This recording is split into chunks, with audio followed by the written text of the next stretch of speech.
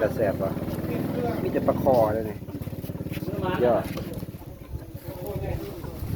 ไปหมดแม่เป้งใส่น้ำนี่ว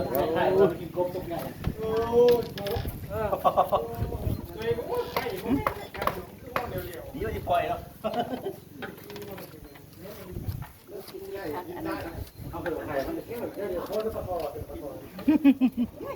เขาให้เด็กบอกว่ากู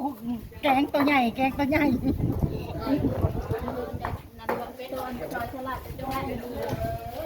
ลอยกด มันคือบ่เทืองเนาะ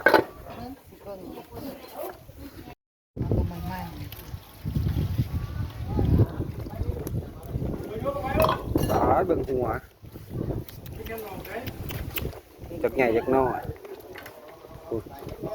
เรียกมาโอเคแล้ว โอ้สุดยอดเลยพี่น้องเอ้ยมาเด้อมาเด้ออยู่หาอยู่หน้าได้นี่ คือ สุดท้ายแล้วสุดท้ายใส่ต้นหอมผักอีตู้